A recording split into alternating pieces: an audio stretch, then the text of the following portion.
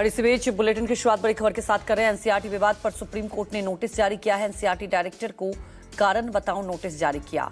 शिक्षा सचिव को भी कारण बताओ नोटिस जारी किया गया है। सुप्रीम कोर्ट की तरफ से जिम्मेदार लोगों को अवमानना का नोटिस जारी किया जाए। किताब की सभी कॉपी हटाने के निर्देश दे दिए गए हैं सुप्रीम कोर्ट की तरफ से। वहीं ऑनलाइन जो उपलब्ध है पीडीएफ उसे भी हटाया जाए। तो सुप्रीम कोर्ट की तरफ से सख्त टिप्पणी की गई है। सुप्रीम कोर्ट ने फटकार लगाते हुए ये कहा कि एनसीईआरटी किताब विवाद में सुप्रीम कोर्ट की फटकार लगाई गई कि भविष्य में ऐसी गलती नहीं हो। बच्चों को अच्छी बातें सिखाई जानी चाहिए, सीजीआई की तरफ से कहा गया। हम सिर्फ माफी पर नहीं जाने दे सकते, हमें ये पता करना होगा कि इसके पीछे कौन है। जब तक संतुष्ट नहीं, सुनवाई आगे भी जारी रहेगी। चैप्टर को सिर्फ हटाना ही काफी नहीं है।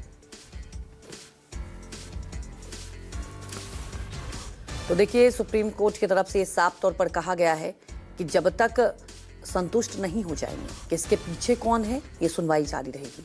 और साफ तौर पर सुप्रीम कोर्ट ने इसे लेकर सख्त ये निर्देश दिया गया है कि चैप्टर तो हटाए ही जाए, लेकिन सिर्फ चैप्टर को हटा देना ही काफी नहीं है। ये सबसे पहले पता करना होगा कि आखिर इस तरह से कंटेंट कैसे डाले गए। बच्चों के भविष्य के साथ कहा जा सकता है खिलवाड़। और जो ये किया गया है, ये साफ तौर पर सुप्रीम कोर्ट ने टिप्पणी में कहा कि ये सोची समझी, यहाँ सोची समझी एक कह सकते हैं कि साजिश। आखिर ये किस तरह से बच्चों को बताया जा रहा है, सिखाया जा रहा है। कॉपी हटाने की बात कह दी गई है सुप्रीम कोर्ट की तरफ से। वहीं ऑनलाइन जो पीडीएफ उपलब्ध है उसे भी हटाने की बात कही गई है। सख्त निर्देश दिए गए हैं। और ये भी कहा गया सीजीआई की तरफ से कि इस मामले को लेकर हम सिर्फ माफी पर नहीं जाने दे सकते, ये पता करना होगा कि आखिर इसके पीछे कौन है। तब तक कार्रवाई होती रहेगी जब तक संतुष्ट नहीं हो जाते।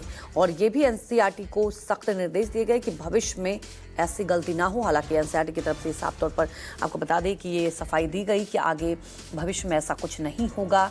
लेकिन कोर्ट की तरफ से ये चिंता भी थी कि भविष्य, बच्चों के भविष्य के साथ किस तरह से यहाँ पर खिलवाड़ किया गया और बच्चों के लिए यहाँ पर भविष्य को कैसे खतरे में डाला गया। लेकिन अब बड़ा सवाल ये है कि जिस तरह से सुप्रीम कोर्ट ने फटकार लगाई, हालांकि आपको बता दें कि तुषार मेहता की तरफ से माफी भी मांगी गई, लेकिन सुप्रीम कोर्ट इस पूरे मामले को लेकर सख्त टिप्पणी करती है। और साफ तौर पर कहा जाता है सुप्रीम कोर्ट की तरफ से कि सिर्फ माफी मांग लेना ही काफी नहीं है। इस मामले को लेकर सख्त कदम उठाए जाने चाहिए। और ये भी कहा गया है कि जब तक संतुष्ट नहीं हो जाते, सुनवाई जारी रहेगी। एनसीईआरटी विवाद पर इस वक्त की सबसे अहम खबर आपको बता दें, सुप्रीम कोर्ट ने नोटिस जारी किया है। शिक्षा सचिव को भी कारण बताओ नोटिस जारी कर दिया गया है। हमारे सहयोगी संजीव त्रिवेदी सीधे सुप्रीम कोर्ट से लाइव जुड़ चुके हैं। संजीव, जैसा कि आपने बताया था कि किस तरह से इस पूरे मामले को लेकर सुप्रीम कोर्ट ने सख्त टिप्पणी की है, जानना ये चाहेंगे क्या कुछ कहा गया, पूरी सुनवाई क्या कुछ हुई। क्योंकि सवाल ये उठता है ना कि सुप्रीम कोर्ट ने ये भी टिप्पणी की, देखिए कि ये मामूली सी गलती नहीं है कि इसको सिर्फ माफी मांग देने से छोड़ा जा सकता है, इसके पीछे कौन है ये भी जानना होगा।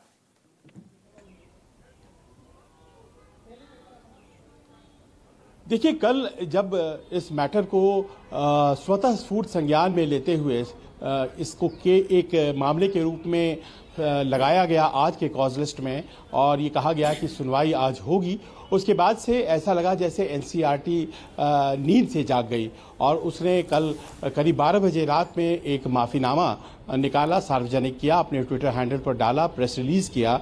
और उसमें उसने ये बताने की कोशिश की कि ये जो गलती थी ये ऐसे ही हो गई है, किसी की भूलवश हो गई है और इसमें कहीं इंटेंशन नहीं था। हम उस चैप्टर को निकाल लेंगे और दोबारा से हम लिखेंगे और एक ऐसा चैप्टर लिखेंगे जिसमें ये सब बातें नहीं होंगी।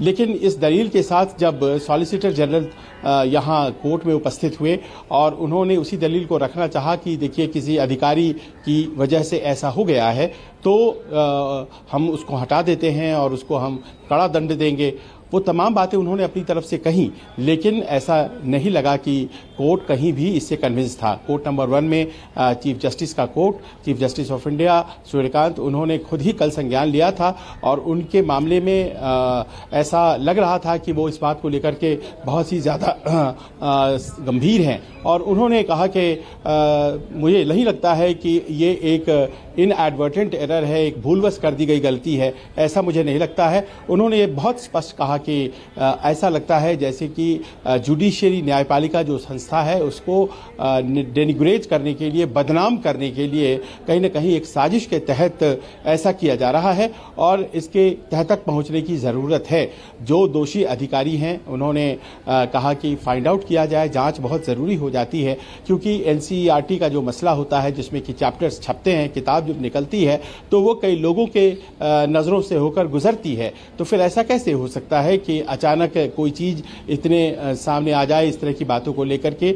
और दूसरा है सिलेक्टिवली, खासतौर पर सिलेक्टिवली टारगेट किया जा रहा है। अगर कोई बात है ऐसी जो कि भ्रष्टाचार की है तो फिर वो क्या केवल जुडिशरी में है, और अगर ऐसा नहीं है तो फिर उसे सिंगल आउट कैसे किया गया, क्या इकोनॉमी में है, क्या बिजनेस में है, क्या पॉलिटिक्स में है, क्या उन बातों को ध्यान में दिया गया। इन सब बातों के बाद और अपनी दलील देते रहे सॉलिसिटर जनरल, लेकिन लगातार इन बातों को अपनी तरफ से ही कहते रहे चीफ जस्टिस। और उन्होंने जो आदेश पारित किया उसमें दो प्रमुख बातें हैं। पहली बात तो ये है कि तमाम कॉपीज जो बाजार में है, ऑनलाइन या ऑफलाइन, सबको डिलीट किया जाए और सबको वापस लिया जाए और फर्दर कोई भी इस किताब की कॉपी से पर तुरंत सॉलिसिटर जनरल ने कहा कि जी हमने ये व्यवस्था कर दी है और केवल 32 कॉपीज जो हैं वो बाजार में बिकी हैं। सोमवार को ये किताब आई थी। दूसरा उन्होंने ये कहा है कि जो अधिकारी हैं, खासतौर पर जो शिक्षा निदेशालय के डायरेक्टर ऑफ स्कूल एजुकेशन होते हैं और जो एनसीईआरटी की डायरेक्टर हैं, इन दोनों के ऊपर क्रिमिनल कंटेम्प्ट का